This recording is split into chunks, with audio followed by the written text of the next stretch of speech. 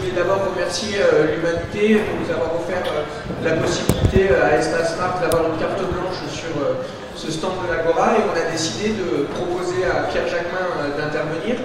Pierre, tu as été conseiller dans plusieurs cabinets de la mairie de Paris, notamment dans le cabinet de Clémentine Autain. Tu as été, et tu es encore collaborateur de la revue Regard, si je ne m'abuse. Tu as travaillé au cabinet de Myriam El Khomri quand elle a été nommée secrétaire d'État auprès du ministère de la Ville. Et quand François Hollande lui a demandé le ministère du Travail, tu as fait le choix de la suivre. Et puis quand le projet de loi Travail, qu'on connaît tous bien ici, est sorti, qui a très vite montré tes désaccords avec ce projet, et qui t'a conduit à démissionner. Aujourd'hui, tu sors un livre qui s'appelle « Ils ont tué la gauche », et tu insistes beaucoup sur l'idée que ce gouvernement, Myriam El Khomri, mais plus largement ce gouvernement, ont abandonné les idées, la pensée, la politique et la gauche. Et donc comme à l'Humanité et à Espace Marx, on aime bien les idées, la pensée, la gauche, on a décidé de te laisser intervenir. Donc je propose de laisser 10 à 20 minutes d'intervention, que tu puisses nous faire part de tes réflexions, mais aussi de ton expérience. Je pense que c'est intéressant pour nous d'avoir l'expérience de quelqu'un de l'intérieur, quelque part. Et puis ensuite, on aura une séance de questions. Le timing est très serré, on attend Bernard Friot derrière, donc ce sera tout aussi intéressant à mon avis. Mais donc on a quand même un timing à respecter, donc je te laisse tout de suite la parole en te remerciant encore d'avoir accepté notre invitation. Merci beaucoup de m'avoir invité, merci à vous d'être présent. Effectivement, donc j'ai été présenté comme ça, je suis l'ancien conseiller de Myriam El Khomri, une élue que j'ai rencontrée quand j'ai travaillé effectivement à la ville de Paris, auprès de plusieurs élus parisiens. Et ce qui m'a conduit à écrire ce livre qui s'appelle « Ils ont tué la gauche », c'est précisément toutes les expériences que j'ai pu vivre au cœur de l'institution de la ville de Paris, l'institution de Radio France, parce que j'ai fait un passage à Radio France, et puis effectivement l'expérience malheureuse du ministère du Travail. Ce dont je me suis aperçu, et vous allez me dire que c'est pas nouveau, mais ça m'a été assez frappant dans chacune de mes expériences, c'est effectivement la capacité, enfin pas la capacité justement, c'est l'incapacité à penser autrement, à penser différemment. Et je crois que la grande défaite aujourd'hui de toutes les institutions auxquelles j'ai participé, pour lesquelles j'ai travaillé, c'est le pouvoir de cette technocratie, et cette technocratie, c'est cet univers de gens avec des têtes bien faites qui ont souvent fait les grandes écoles de l'ENA en passant par Polytechnique et Normal Sup, voilà, toutes ces grandes écoles. Et ce pouvoir-là a pris le pouvoir sur le politique, je crois. Et c'est d'ailleurs l'abandon du politique de penser autrement, d'avoir des idées, qui permet aujourd'hui à cette technocratie de s'imposer. Et cette technocratie, aujourd'hui, elle est en responsabilité partout, dans les institutions, dans les entreprises, dans les ministères, dans les cabinets ministériels, dans les entreprises publiques, voilà. Et elle a cessé de penser, puisque les énarques, en l'occurrence, ou en tout cas cette technocratie que je dénonce dans ce livre, elle n'est pas là pour penser une alternative, elle n'est pas là pour imaginer des possibles, elle n'est pas là pour régler le problème, ou en tout cas améliorer le sort du plus grand nombre, et notamment le sort des Français qui vivent dans la précarité. Elle est là pour répondre à des équations. C'est pour ça qu'aujourd'hui je dis aussi que la politique est une affaire de mécanique, elle n'est plus une affaire de rêve, d'utopie, elle est une affaire de comptabilité. C'est d'ailleurs une phrase que je dis dans mon livre, sans avoir d'ailleurs à commenter la première partie de sa phrase, mais c'était François Mitterrand qui disait qu'il a été un des derniers grands présidents et qu'après lui, il n'y aurait plus que des comptables et des financiers. Enfin, force est de constater qu'aujourd'hui, il a eu assez raison, puisque aujourd'hui, la manière dont on pense la politique et la manière dont j'ai vécu la politique au cœur du gouvernement dans le cabinet de Myriam El Khomri a été pour moi assez révélateur de cette comptabilité et cette manière dont on pensait justement le monde du travail. Puis il y a un exemple que je cite dans le livre où je me suis retrouvé un jour à une réunion au sein du cabinet de la ministre, où il était question de la question du chômage, puisque François Hollande a fait de la question de la baisse du chômage la condition de sa réélection, visiblement. Un des conseillers de la ministre dit mais c'est simple, pour régler le problème du chômage, on n'a qu'à donner des sous aux entreprises qui vont non pas recruter une personne dans l'entreprise, mais qui vont recruter 2 personnes à mi-temps. Comme ça, ça fera 2 effectifs en moins dans les chiffres de Pôle emploi. Et voilà comment aujourd'hui on pense la politique, c'est-à-dire on pense la politique, aujourd'hui il y a des déficits, alors on nous explique que c'est des déficits, de la dette partout, et donc du coup il faut baisser les dépenses, il faut supprimer les effectifs aujourd'hui. Voilà comment aujourd'hui la politique est pensée. Et puis il y a un autre débat qui voudrait nous être imposé, qui est le débat aujourd'hui qui prend une forme assez générale dans le débat politique, hein. On le voit chez les écologistes, chez les socialistes. C'est cette espèce de débat où on se dit il n'y a plus de droite, il n'y a plus de gauche, aujourd'hui il y a du consensus à faire. Et aujourd'hui je crois que le problème fondamental il est dans cette non-volonté d'aller au conflit politique et d'aller au clash politique pour défendre ses convictions et pour défendre ses idées. Aujourd'hui on mène une politique qui est une politique de consensus permanente, une politique d'abandon des idéaux, et c'est typiquement ce qui s'est passé avec Myriam El Khomri. C'est-à-dire que Myriam El Khomri est arrivée avec une ambition, une envie de défendre le monde des travailleurs, de défendre ce que devait être des droits nouveaux pour les travailleurs compte tenu des évolutions majeures qui se passent dans la société et dans le monde du travail qui se précarisent de plus en plus. Et puis, petit à petit, on lui explique, en tout cas ces technocrates qui ont investi les cabinets ministériels, parce qu'on était quand même très très minoritaire dans les cabinets ministériels à être des conseillers plus politiques, eh bien cette hégémonie aujourd'hui des énarques qui ont investi les cabinets ministériels ont totalement dépolitisé la fonction ministérielle. Et cette dépolitisation, elle a été fatale pour Myriam El Khomri, même si le sujet c'est pas tant Myriam El Khomri que justement cette dépolitisation générale et cette absence d'idées et de pensée alternative, eh bien c'est fatal à la chose politique. Et donc je crois fondamentalement aujourd'hui au débat et au conflit droite-gauche, et je pense qu'il faut le réinventer. Par contre, quand je dis ils ont tué la gauche, parce que c'est le titre du livre, c'est ils ont surtout tué une idée de la gauche, une certaine idée que l'on se fait de la gauche. Moi je comprends, j'ai participé quand j'ai quitté le cabinet de la ministre, j'ai participé aux Nuits debout, à Nuit debout notamment à Paris, et j'entendais beaucoup de jeunes s'exprimer, et d'ailleurs des moins jeunes, dire nous ne sommes ni de droite, nous ne sommes ni de droite ni de gauche, et je comprends en fait. Pourtant ces jeunes, ils exprimaient, ils avaient un vocabulaire qui était le mien, ils disaient il faut une constituante, il faut la répartition des richesses. Ils avaient un vocabulaire qui est un vocabulaire de la gauche radicale et qui pense justement à l'alternative. Mais ces jeunes, ils ont fait leur premier pas dans le monde militant, ou en tout cas leur premier combat politique, il a été contre un gouvernement qui se dit de gauche. Donc je comprends que ces jeunes ne se reconnaissent pas aujourd'hui dans ce qu'est la gauche. Mais je crois que donc plus fondamentalement et plus au fond, il faut absolument réinvestir le conflit et le clivage droite-gauche. Et puis, derrière ce discours de il n'y a plus de droite, il n'y a plus de gauche, il y a aussi justement ce que j'appelle l'abandon des idées. Et c'est vrai qu'aujourd'hui, une grande défaite de la gauche, c'est d'avoir rompu avec les intellectuels et d'avoir rompu avec la recherche de manière plus générale. Et ça aussi, je l'ai vécu assez de près au ministère du Travail. On a été, moi j'avais demandé à la ministre justement d'être en charge du pôle recherche, de discussion et d'échange avec les productions scientifiques ou les productions intellectuelles sur le monde du travail, sur ce que devait être le monde du travail demain. Et puis j'ai constaté très vite qu'il y avait un mépris mais total justement des productions des intellos. Et d'ailleurs, je crois que vous en serez à peu près tous convaincus ici, le plus grand mépris que l'on peut faire aujourd'hui au monde intello, je crois qu'il s'incarne assez bien dans la parole de Manuel Valls, quand au lendemain des attentats, il explique qu'aujourd'hui, commencer à chercher à comprendre, c'est-à-dire commencer à vouloir excuser, c'est assez dramatique et méprisant justement pour de tout le travail des sociologues, des historiens et du monde scientifique d'une manière générale. Et donc voilà, ce que j'ai constaté, c'est cet abandon du politique dans les cabinets ministériels, cette dépolitisation des politiques par ceux qui savent, parce que c'est ça aussi, hein, les technocrates, les énarques qui nous expliquent en permanence, à moi le premier d'ailleurs, ils me disaient toujours mais qu'est-ce que tu nous emmerdes avec tes 32 heures, qu'est-ce que tu nous emmerdes avec ce partage du temps de travail, qu'est-ce que tu nous emmerdes avec cette idée qu'il faudrait investir dans le numérique ou dans les emplois verts pour pouvoir créer de l'emploi. En fait, ces solutions sont beaucoup plus simples. Et surtout, en fait, eux, les technos, ils ne pensent que contraintes. C'est les contraintes de dette, les contraintes de déficit, les contraintes de l'Union européenne. Et donc, leurs enjeux à eux, et François Hollande en étant un des premiers responsables, il vient de cette famille de la technocratie. Leur première responsabilité, c'est de répondre aux injonctions de l'Europe, de répondre à la question de la dette, de répondre aux questions de déficit, etc. Et donc, du coup, le projet de François Hollande, qui a fait qu'il y a 18 millions d'électeurs qui ont cru en lui, ou en tout cas qui ont eu la naïveté de penser comme moi que peut-être qu'il y allait y avoir quelques améliorations, et bien se retrouve avec un projet de loi qui est totalement aux antipodes et surtout pas du tout conforme avec les idées de la gauche et ce pourquoi il a été élu.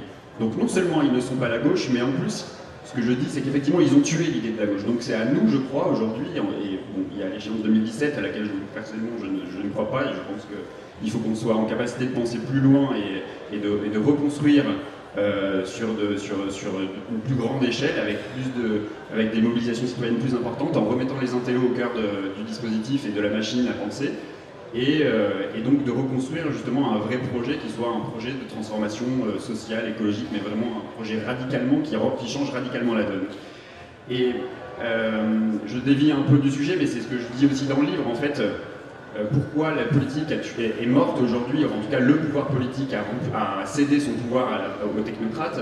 Je crois qu'on ne changera pas la donne politique tant que l'on ne s'étonnera pas que justement le Parlement ne ressemble pas aujourd'hui aux milliers de visages qui existent dans la société française. Tant qu'on remplacera un ministre énarque par un ministre énarque, tant qu'on ne s'étonnera plus de cette prise de pouvoir, de cette technostructure, tant qu'on ne s'étonnera pas de ça, on ne sera pas en capacité de changer la donne. Et donc je crois fondamentalement, et c'est pour ça que je dis que je dévie un peu du sujet, mais parce que il faut aussi être en capacité d'apporter des solutions. Il y a évidemment la place des citoyens, il y a la question des intellectuels, des productions des intellectuels sur comment on pense un monde différent demain, mais il y a aussi la nécessité, je crois, de profondément transformer la donne sur la question institutionnelle. Je crois que la Ve République est totalement arrivée à bout de souffle aujourd'hui, et que donc du coup, tant qu'on ne change pas la donne institutionnelle, on ne changera pas la donne au niveau social, au niveau écologique.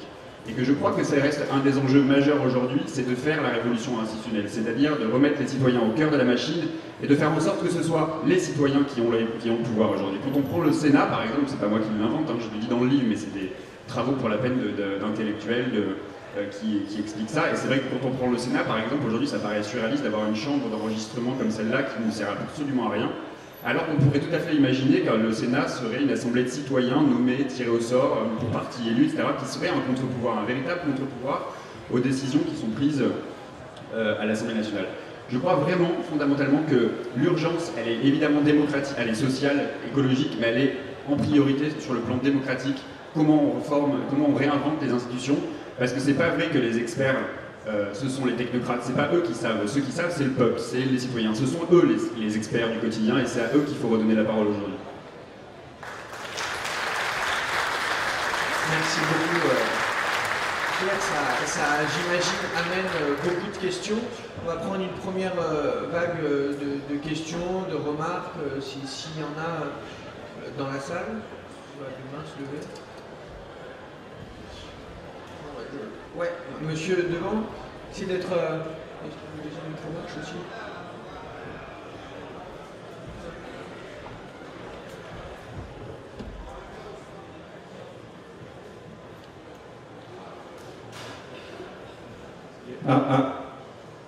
Oui, bonjour. Le problème, pourquoi les politiques, on a l'impression qu'ils ont abandonné les idées, c'est qu'en fait, depuis que Bérégovoy a libéré la finance, je veux dire, les politiques se sont laissés emprisonner par le monde financier. Donc finalement, il n'y a plus que la logique financière qui compte. Alors, comment faire pour en sortir?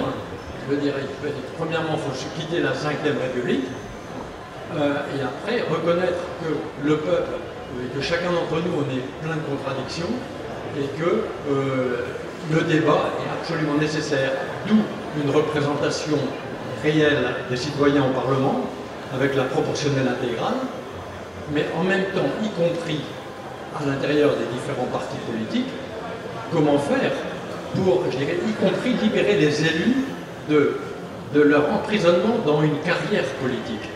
Parce que moi, j'étais ingénieur, et aucun ingénieur à l'Assemblée nationale. Pourquoi? Parce qu'il est impossible pour un ingénieur qui aime son boulot de dire « je quitte mon boulot pour 5 ans pour donner un mandat politique et après revenir dans mon entreprise ».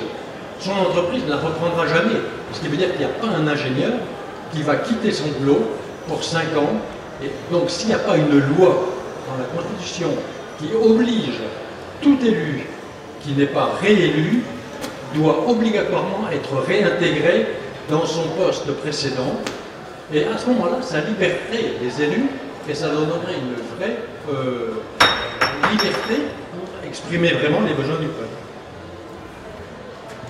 Oui, je partage absolument ce que vous venez de dire. Je crois qu'il y a l'urgence démocratique de changer les institutions. Et évidemment, ça paraît, c'est peut-être compliqué à exprimer de manière comme je vais le dire, mais je crois effectivement qu'il faut créer un statut de l'élu qui permette aujourd'hui à l'élu de réintégrer effectivement le milieu professionnel qui était le sien auparavant. Je crois effectivement qu'il faut penser justement à un système qui permette à l'élu de se recaser, en tout cas de revenir dans son corps d'origine et de revenir dans son univers professionnel. Oui, il faut un statut de l'élu, aujourd'hui il n'existe pas.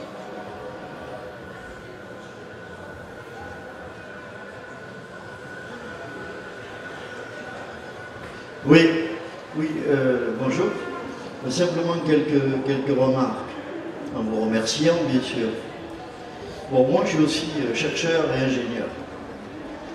Ce qui a été dit à la seconde, c'est vrai des ouvriers et des employés. En réalité, c'est le peuple qui ne peut plus accéder. Tout simplement. C'est pour les ingénieurs ou autres. Hein. Moi j'ai toujours été militant. Jamais j'aurais pu être élu pour les raisons qui ont été invoquées, quoi. Mon père était ouvrier, c'était le même problème. Bon, ce qui a fusillé ça, c'est la perte de la proportionnelle. Conclusion, il n'y a plus d'ouvriers, plus d'employés, etc. Il faut quand même avoir conscience de ça. Deuxième remarque, je vais vite pour... La science est un lambeau dans ce pays. Moi, j'ai un scientifique. C'est pas ils ont tué la gauche, ils ont tué la recherche, ils ont tué l'esprit critique.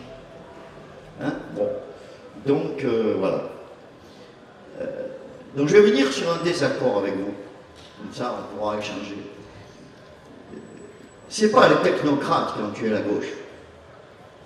Il y a une opération, entre guillemets, qui consiste à dire c'est pas la faute au PS, c'est pas la faute à la droite, c'est la faute aux technocrates. Mais les technocrates, c'est les produits de ces partis politiques. Il n'y a pas des technocrates quelque part. Il y a des partis politiques, des organisations de classe, un patronat qui forme ces cadres dans leurs écoles, à tous les niveaux. Et ces cadres, c'est ce que vous appelez les technocrates. Voilà. Donc ça veut dire que les cadres du pouvoir aujourd'hui, ils sont dans les bureaux ministériels, ils sont dans la direction des entreprises.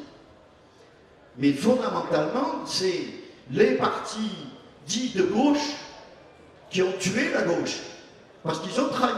Moi, j'ai vécu la trahison de Mitterrand, je ne voudrais pas recommencer. Hein. Voilà. Et maintenant, on va pas tout sortir le coup, c'est la faute aux technocrates ou c'est la faute à Bruxelles. Non. C'est la faute au patronat, et toute une série d'organisations, y compris de gauche, se sont mis au service du patronat, donc au service de la finance. C'est aussi simple que ça, quoi. N'embrayons pas les choses. Et je termine en disant que si on ne se positionne pas fondamentalement, ce n'est pas un vieux langage, sur des positions de classe, on va tourner autour du pot. Moi, je n'ai pas de problème d'insoumis, de pas insoumis, de protestataires. J'ai un problème de mener le combat. Et ce combat, il faut le mener pour rassembler sur des objectifs transformateurs, il faut faire de la politique. Voilà, et faire de la politique, c'est pas des ressentiments, c'est pas du sentiment, c'est pas que des problèmes de société, c'est des combats, je le vois en ce moment à Gardanne, il y a 2000 emplois qui sont menacés par Ségolène Royal, au nom de la pollution, ce qui n'est pas vrai, c'est mon boulot, je connais le dossier, c'est un mensonge d'État. Il n'y a plus de pollution à Altéo, on n'arrête pas à la télé de dire qu'on rejette des bouts rouges, il n'y en a plus. La réalité, c'est qu'il y a une opération spéculative derrière, pour vendre les usines et nous convaincre qu'il faut désindustrialiser ce pays, se débarrasser enfin de la classe ouvrière, et faire de l'écotourisme.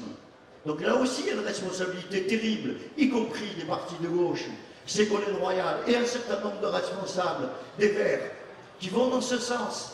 On va polluer ailleurs, mais chez nous, on sera tranquille. Je termine vraiment. Si on n'arrive pas, au-delà des égos, au-delà des sentiments, à se rassembler sur des objectifs transformateurs, on va au désastre dans ce pays. Il faut dire maintenant les choses claires et nettes. Et je vous respecte totalement. Dites à vos copains, parce que comment on y va un cabinet ministériel? Comment on peut se faire berner à ce point? Eh oui, moi j'ai eu 42 blagues dans l'entreprise pour activité politique. Comment le peuple peut se faire berner et avoir des gens comme vous qui accèdent à des cabinets ministériels? Là, il y a un problème politique. Donc vous n'êtes pas responsable.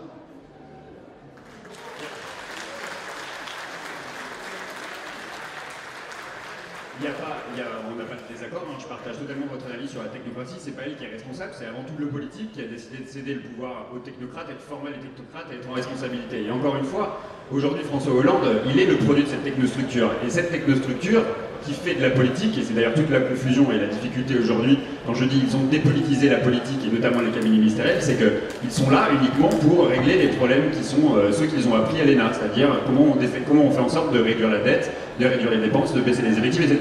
Donc on partage totalement, je partage tout à fait l'analyse. Sur la question du comment je fais pour arriver dans un cabinet ministériel, je le dis dans mon livre, je pense que j'ai eu la naïveté de penser que Myriam El Khomri allait pouvoir porter un discours et porter des revendications qui étaient celles avec lesquelles j'étais en phase avec elle auparavant. Et elle s'est heurtée à un mur, le mur ça a été Manuel Valls qui lui a imposé un projet de loi, et Myriam El Khomri s'est retrouvée à défendre un projet auquel elle ne croyait pas, mais elle a fait le choix de son poste contre ses idées. Voilà, c'est ça le sujet, hein, mais moi je partage ce que vous avez dit. Hein. Exactement, mais elle ne l'a pas fait. Et, bonjour. Vous parlez des énarques qui semblent être en fait l'ennemi intérieur d'une certaine manière. Et je pensais ça m'a fait penser à un autre ennemi intérieur dont on parle assez peu, je pense. Voilà. Enfin moi, il me semble que c'est quelque chose dont beaucoup ne sont pas conscients. Tu disais à un moment qu'il était question de créer de l'emploi. Et il y a une différence sémantique importante entre créer de l'emploi et créer des emplois. Créer de l'emploi, c'est quelque chose de très conceptuel en fait. Et j'ai l'impression que de plus en plus dans la langue française, on utilise des substantifs comme ça. Hein, créer de l'emploi ou être en capacité, tu disais, au lieu d'être capable. Et je crois que c'est Erich Fromm qui a très bien expliqué qu'il y a une différence fondamentale, psychique aussi, entre être et avoir. Hein. Si tu utilises des substantifs, tu te places vraiment dans une vision du monde qui est une vision de l'avoir. Tu as des choses, tu les manipules, tu manipules les objets. Je crois que c'est ce que font ces technocrates en fait. Mais pas uniquement eux, nous aussi, parce qu'on est en train d'absorber ce langage qui consiste à remplacer les verbes par des substantifs. Oui, je partage aussi, hein, je suis tout à fait d'accord, et j'ajouterais même une chose, c'est que non seulement nous-mêmes, on est en espèce de suivisme de ces technocrates, mais il y a tout ce que je dis aussi dans le livre sur l'éditocratie, c'est-à-dire aussi cette manière de penser unique qui nous est rabâchée partout dans la presse quotidienne. On nous explique comment il faut penser en permanence et comment justement on se retrouve finalement à être nous-mêmes producteurs d'une rhétorique qui ne devrait pas être la nôtre. Oui, je voulais simplement dire que le politique, qu'est-ce que c'est? C'est comment on s'organise collectivement pour que ça soit chouette pour tout le monde, c'est-à-dire la société qu'on veut, d'égalité, de fraternité, de justice sociale pour tout le monde. Or, le politique a complètement abandonné ce projet et c'est assujetti au MEDEF, au patronat, à la pensée capitaliste qui nous met en concurrence et qui nous met dans l'égalité. Et cette espèce de... C'est terrible ça. Donc le politique, c'est vraiment penser que l'humanité a un autre avenir que le capitalisme. Voilà.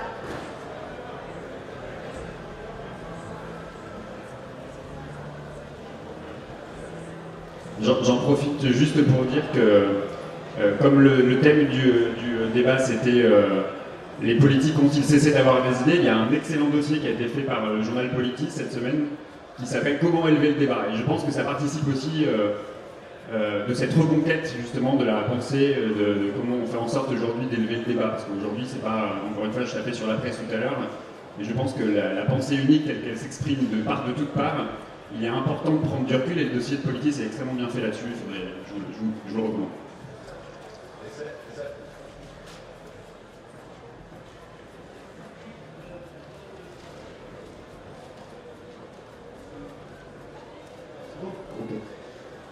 Déjà, je remercie l'humanité de pouvoir créer un débat aussi intéressant. Voilà, ce que je voulais juste dire, c'est que, pour dire ce qui est, c'est que la gauche, avant, était très proche, je vois Jean Jaurès, était très proche du peuple. le peuple était respecté, écouté, et là on peut voir maintenant que le peuple est bafoué. On n'a jamais eu une lutte de 5 mois contre une loi comme on a eu là, une guerre fratricide et un non-respect de la citoyenneté. On a tout remis, juste les politiques qui savent très bien jouer avec les mots, ont remis tout sur la CGT.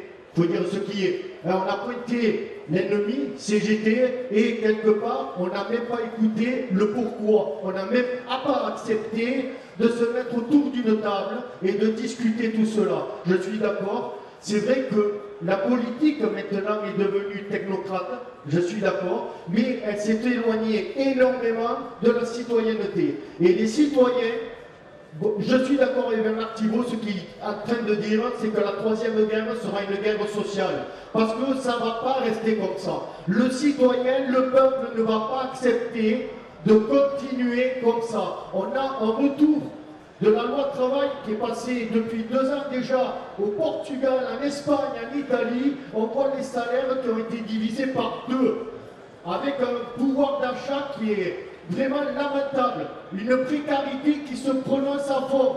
Jacques Jaurès doit se retourner dans sa tombe de voir ça. Et on a donc un parti dit de gauche au pouvoir qui marche même avec la main avec Merkel, Juncker et là. Et n'oublions pas quand même que le premier, c'est Sarkozy, qui n'a pas respecté le peuple qui avait dit non en 2007, qui avait dit non à l'Europe, contrairement à d'autres pays qui sont plus respectueux de leur peuple. Et nous, ce n'était pas non contre l'Europe, c'était non contre cette Europe que le peuple, qu'on croit ignorant, avait déjà compris quelle était l'Europe de la finance, et non pas de l'humain. Merci. On a une dernière question devant, le temps que je laisse la réponse à Pierre Jacquemin, et puis après on finira pour être dans les temps. Vous avez raison, et c'est d'autant plus dramatique qu'avec la loi travail, quand ils ont essayé de nous expliquer que c'était une loi qui allait favoriser le dialogue social, ils ont réussi quand même à la faire passer au 49.3 à l'Assemblée nationale pour couper court à tout débat politique, ce qui quand même en termes de démocratie est quand même assez révélateur de la manière dont eux pensent la démocratie. Et juste pour effectivement illustrer, j'accepte d'ailleurs, je partage totalement votre analyse, c'est que non seulement ils ont renoncé à consulter, à négocier avec les partenaires sociaux sur la loi travail, non seulement ils ont trahi le peuple de gauche qui a fait porter François Hollande, mais en plus ils ont totalement effectivement banni la représentation nationale du Parlement. Et juste pour la petite anecdote, parce que bon, je reçois quand même des coups du cabinet de la ministre sur le mode où le vilain, t'as été déloyal, t'es un traître, machin, etc. Quand même, j'aurais dit, demandez aux 18 millions d'électeurs de François Hollande qui est le traître et qui a été déloyal.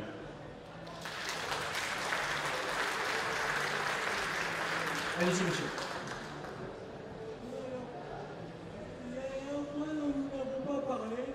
C'est que personnellement je suis aussi bien contre le malthusianisme que contre l'anti-malthusianisme, dans la mesure où ces deux concepts sont contre la création de richesse et finalement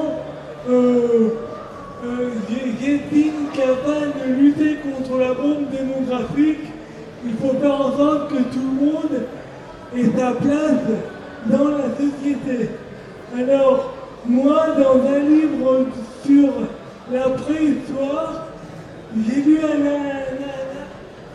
article un peu différent de ce que je pense, mais je ne sais pas ce que vous allez en penser, mais j'ai quand même voulu lire. Donc, la révolution agricole se fait plutôt par de l'explosion démographique et l'apparition d'élites choyées. Les fermiers moyens travaillaient plus dur que le bourrage moyen, mais se nourrissaient moins bien. La révolution agricole fut la plus grande escroquerie d'histoire. Qui en fut responsable? Ni les rois, ni les prêtres, ni les marchands.